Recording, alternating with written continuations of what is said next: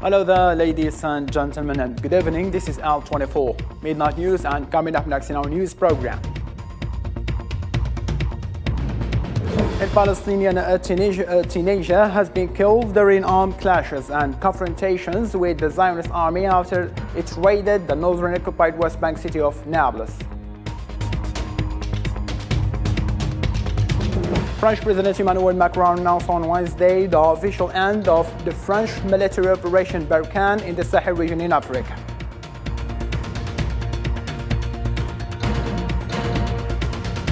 Russian Defense Minister Sergei Shoigu has ordered his troops to withdraw from the west bank of the Dnipro River near the annexed city of Kherson. In the US midterm elections, the results are still being tallied, and which party will control the Senate House remains unclear after Democrats had a better night than expected.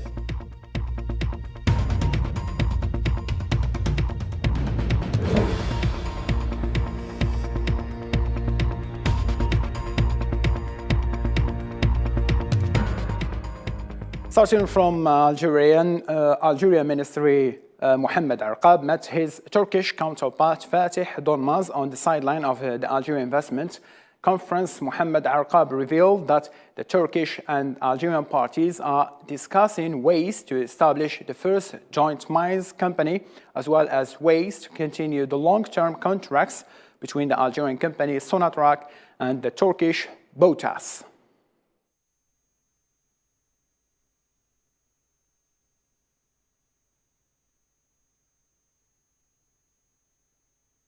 عدد كبير من المشاريع تربطنا مع شركات تركية وإحنا كذلك سعداء بهذه A large number of projects connect us with Turkish companies, and we are so happy with this partnership that we want to develop even more. And we have the platform that allows us to do so, which is this joint economic committee between Algeria and Turkey, in order to come up with different projects and develop them, and coordinate with His Excellency Fatih Donmaz to strengthen bilateral relations with the two countries in order to take the energy sector to the next level.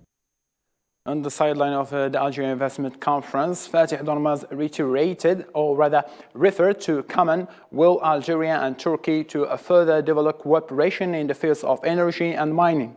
And he said that the two countries aim to increase the volume of bilateral trade to $1 billion in a short time. We welcome strengthening trade relations between the two countries. The volume of trade in 2020 reached $4 billion, but this year we expected an increase of more than $5 billion between the two countries. To a different matter now, two Palestinians, including a teenager, were killed in the occupied West Bank on Wednesday. One of them in clashes during a visit by right-wing Zionist politicians to a sensitive religious site. Miriam Zian has the story. Unlawful killings, willful injuries, and arbitrary arrests continue against Palestinians. A 15-year-old teenager and a 29-year-old man have been killed in the latest Zionist violence. The Palestinian teenager was killed during a Zionist military incursion into Joseph's Tomb area, east of the occupied West Bank city of Nablus. Mahdi Hashash was killed as a result of several shrapnel that penetrated his body while confronting the Zionist army raid. Whenever he heard that there were Zionist soldiers and the resistance was facing them, he was the first out. He always kept up to date with news about the Zionist army and the settlers. He was a true member of the resistance. 3 Palestinians were wounded and taken to hospital, while 57 suffered from suffocation as a result of inhaling tear gas bombs fired towards them by the Zionist soldiers. Not far from where Mahdi Hashash has been killed, in the west of Jenin, Rafat Ali Ayash was also murdered by Zionist soldiers. Zionist forces did not stop here, but also detained 18 Palestinians across the West Bank today, including a disabled man. In less than a year, since the start of 2022, around 6,000 Palestinians were detained by Zionist forces. In less than a year since the start of 2022, around 6,000 Palestinians were detained by Zionist forces. The year 2022 witnessed severe abuse against prisoners and their families compared to the last few years. In addition to the daily field killings, the Zionist occupation has accelerated the pace at which it arrests Palestinian youngsters and has intensified its raids into cities and villages in the occupied West Bank and Al-Quds. In Africa and in Morocco, the lawyers' strike continues for the second day in a row in rejection of the tax measures included in the Finance Bill of 2023, as well as the new legal profession law, which the Moroccan Bar Association considers a continuation of severe politics. President of the Libyan Presidential Council, Mohammed al-Menfi, discussed with the UN envoy Abdullah Batili ways to advance the political process to organize elections and to achieve the national reconciliation project. For his part, Batili praised the efforts of the President of the Presidential Council in making the Libyan reconciliation project a success and his continuous cooperation with the UN efforts and countries supporting the stability of Libya. Prime Minister of the Libyan National Unity Government, Abdelhamid Dbeibah, affirmed while presiding over the 15th meeting of his country's Council of Ministers the success of his government in continuing to work united to serve the Libyans, who welcomed the end of the political division and supported his government. Dbeibah added that his government is providing the international community with clear evidence that the political crisis in the country is fabricated. نلتقي بالسيد حكومة الوحدة الوطنية اليوم. The Libyan National Unity Government is providing the international community with clear evidence that the political crisis in the country is fabricated.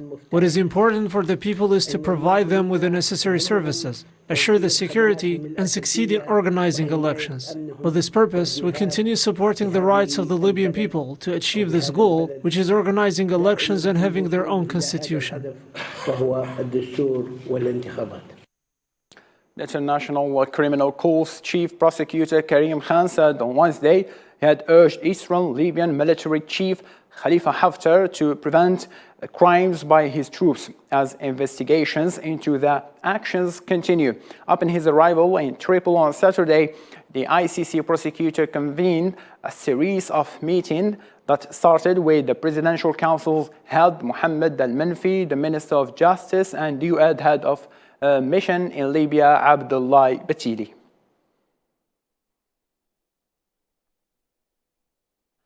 French President on Wednesday announced the end of the nearly decade-long Barkhane counter-terrorist mission in Africa. Announcement marks the end of an operation that began in January 2013 in Mali, with the launch of Operation Serval, quickly renamed Barkhane in August 2014. Operation Barkhane had not been operational since February after France announced its military withdrawal from Mali. Our interventions must be better limited in time, and this from the beginning. We are not in fact intended to remain committed without time limit in external questions, in external operations. It is also for this reason that I decided, in consultation with our partners, to formalize today the end of Operation Barkhane. The Russian Defense Ministry said Moscow had decided to withdraw its troops from the regional capital of Kherson. Kiev, meanwhile, says it sees no signs that Russia's troops are withdrawing from the southern city of Kherson. Nabil Khazini on what follow. Explained as a move to avoid unnecessary losses among its forces, Russia has decided to withdraw its troops from the right bank of the Dnieper River, including the regional capital of Kherson. The announcement marks one of Russia's most significant retreats and a potential turning point in the conflict in Ukraine. Сергей Владимирович, согласен с вашими выводами и предложениями. For us, the life and health of Russian servicemen is always a priority. We must also take into account the threat to the civilian population, make sure that everyone among the civilian population who wanted to leave was able to. Start with the withdrawal of troops and take all measures to ensure the safe transfer of personnel, weapons, and equipment across the Dnieper River. Личного состава, вооружения и техники за реку Днепр. The withdrawal from the city of Kherson is a major setback for Russia, as it is one of the 4 provinces Moscow annexed and placed under martial law. The occupiers are leaving, and the most critical task for them is to strengthen the points they are currently making in Dniprovsk and accordingly on the approaches to Kherson and respectively in Kostaski in the direction of Kakhovka hydroelectric dam. This is to ensure the withdrawal of their troops. Therefore, we can say that the occupation of the Kherson region has already actively begun. However, the decision to pull back across the Dnipro River was treated with caution by Ukrainian officials. The Ukrainian presidential advisor said that it is too early to talk about Russia's withdrawal from Kherson and that there are Russian forces still remaining in the region, pointing out that as long as the Ukrainian flag is not raised in Kherson, it is not possible to talk about a Russian withdrawal. The European Union head executive warned the bloc will struggle to fill its gas storage tanks next summer. Addressing the European Parliament, European Commission President Ursula von der Leyen, meanwhile, announced plans to accelerate granting of permits for renewable power projects. She said that the EU will have added 50 gigawatts of renewable power this year and could do more in 2023. Wir müssen spätestens ab nächstem Frühjahr We will have to reckon with 3 more facts from next spring at the latest, which will be to our disadvantage. First, of course, there is the risk that Russia will also cut off the last 20% of gas flows. Secondly, when we look at investments in liquefied natural gas capacities, it is already clear that the additional LNG capacities that will come onto the market next year will not be enough to fill this gap. And of course, thirdly, we have to expect that when the economy picks up again, Asia will absorb the lion's share of that additional LNG supply. wieder anspringt, den Löwenanteil dieses zusätzlichen Flüssiggasangebots aufsaugen wird. Still in Germany, German government on Wednesday blocked prospective Chinese investments into domestic semiconductor producers after the move raised concerns over national security and the flow of sensitive technological know-how to Beijing. The government said it had voted to take over of the chip factory of the Dortmund-based company Elmos by Silex, a Swedish company that is considered as a branch of Chinese group Psy Microelectronics. Berlin also blocked investment in ERS Electronic, which is based in the southern state of Bavaria. The last 2 decisions came at a time of heightened sensitivity around relations between Berlin and Beijing.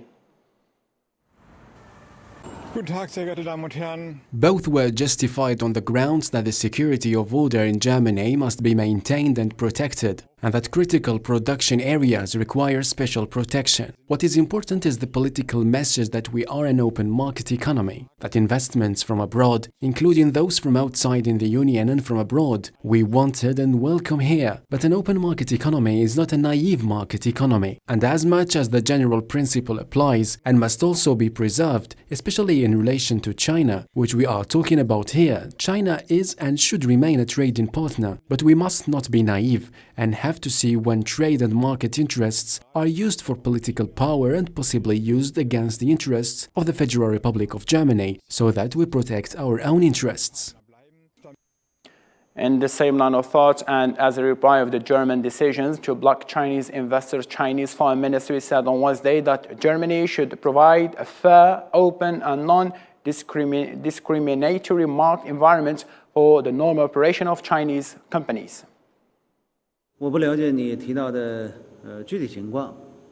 I don't understand the specific situation you mentioned. What can I tell you is that the Chinese government always encourages Chinese companies to carry out mutually beneficial and win-win investment cooperation overseas in accordance with commercial principles and international rules on the basis of abiding by local laws, including Germany, should provide fair, open and non-discriminatory market environment for the normal operation of Chinese companies. They should not politicize normal economic and trade cooperation, let alone engage in protectionism on the grounds of national security.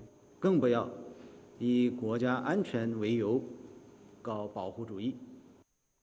Russian politicians on Wednesday savored preliminary U.S. midterm election result, which they cast as a humiliating and overdue blow to Democrat President Joe Biden.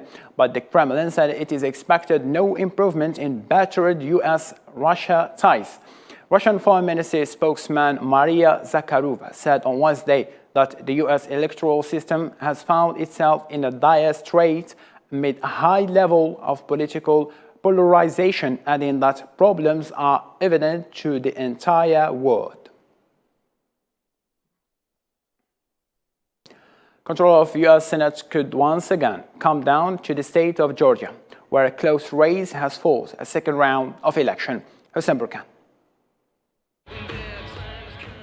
The red wave is getting closer to the U.S. Congress. Republicans were able to win one of the most contested seats in the U.S. Congress on Tuesday. Donald Trump, who supports a large number of Republican candidates, is relying on their success to present himself in the best way possible for 2024 presidential race. Democrat Joe Biden's party was also able to retain control of New York State, where Republicans believe they could unseat Governor Kathy Hochul. The control of the Senate still remains uncertain. Everything will depend on a few key states, such as Georgia, Arizona, and Pennsylvania, where competition was tight. So if everything continues as the projections indicates, Georgia will once again define the future of the country, just as it happened 2 years ago, when Biden narrowly defeated Donald Trump in this southern state, which the former president denounced as electoral fraud to force a recount.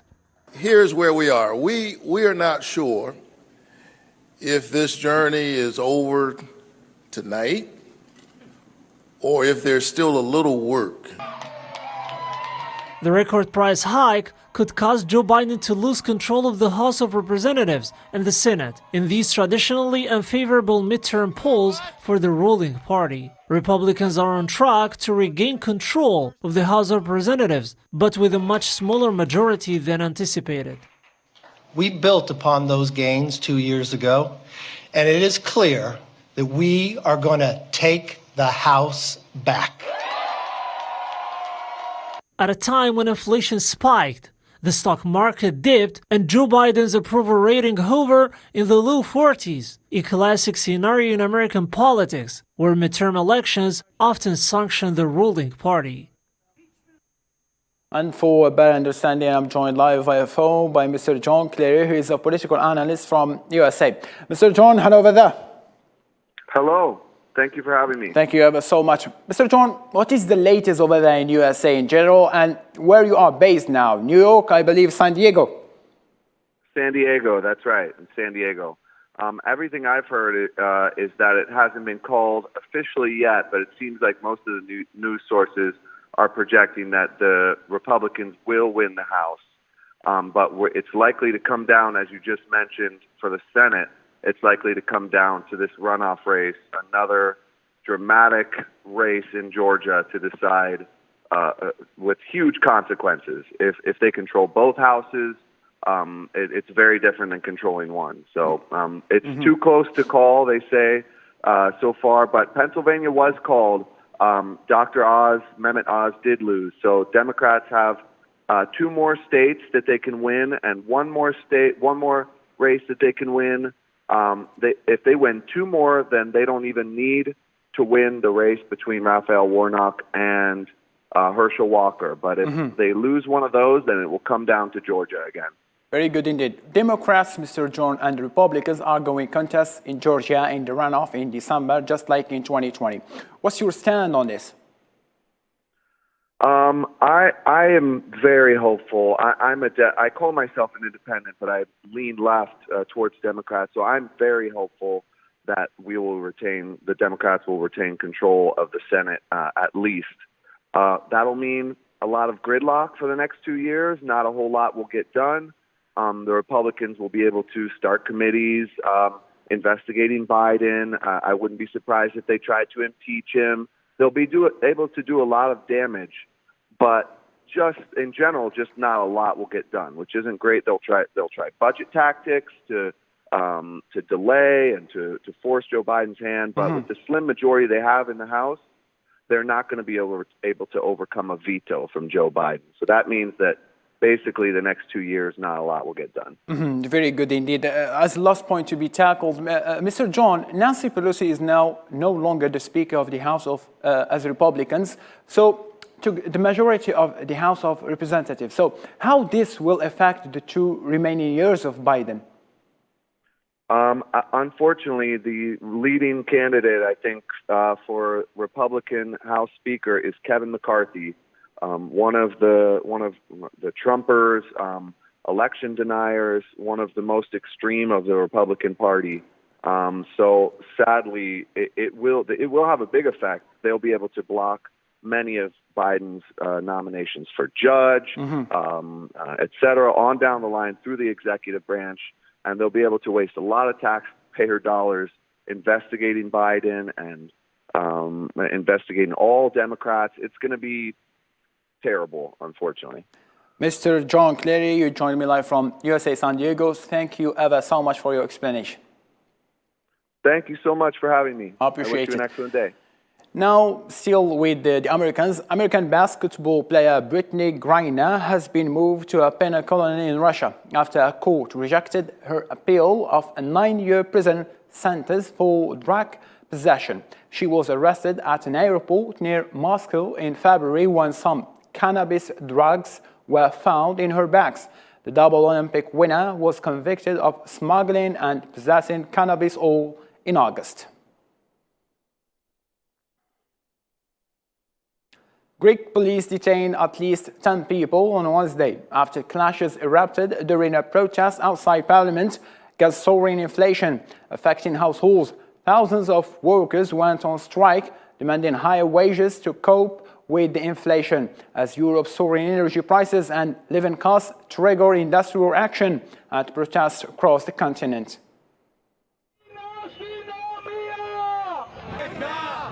Our wages must raise now. A price cap must be put in place. Value-added tax abolished. The energy exchange to cease. The government have to stop stealing our lives, our future, and our work. We will not live simply to work. We must live to live and not to survive. Still in Europe, tensions mounted between France and Italy on Wednesday over the fate of the NGO ship carrying 234 migrants rescued in the Mediterranean, with Paris calling for refusal by Italian authorities to let the vessel dock unacceptable. The latest European standoff in recent years over where disembark migrant centers on Ocean Viking, a charity ship which has sailed away from Sicilian waters toward France after unsuccessfully waiting for permission to dock in Italy since late October. Meta platform known as Facebook has said it will lay off 30% of its workforce, or rather workers, on 1,000 and 11,000 employees in the biggest layoff of its history. The broad job cuts follow thousands of layoffs at other leading tech companies, including Elon Musk-owned Twitter and Microsoft. And now for more international news, let's follow this roundup by Marwa Blair. The Palestinian Foreign Ministry warned against the inaction of international community in the face of the crimes of the Zionist occupation against the Palestinian people. This is what emerged from a press release from the ministry after the murder of a young Palestinian by bullets from the Zionist army near the city of Nablus in the north of the West Bank. Director of the United States Agency for International Development, Samantha Power, pledged $80.5 million in food aid and solar-powered water pumping stations in Lebanon. She announced the commitment during a visit to the United States Aid International Development-funded project. The visit comes as Lebanon is in the grip of its worst economic and financial crisis in its modern history. Nurses have voted to stage strikes across the UK for the first time in their history in pursuit of a better pay deal in a move that will seriously disrupt NHS care. The Royal College of Nursing announced on Wednesday that nurses at many but not all hospitals and other places of NHS care would take industrial action before Christmas and could continue striking until next May. An earthquake in western Nepal killed at least 6 villagers, 4 of them children, and over 5 others injured as the tremor destroyed mud and brick houses in remote communities living in the foothill of the Himalayas. The quake struck in the early hours of Wednesday when all families would have been at home and asleep. Its epicenter was located close to a national park in the sparsely populated Dodi district. And with this roundup, we come to an end to our news bulletin. Thank you ever so much for being with us. For more updates, you can follow our social media platform as well as our 24 official website. For now, good night.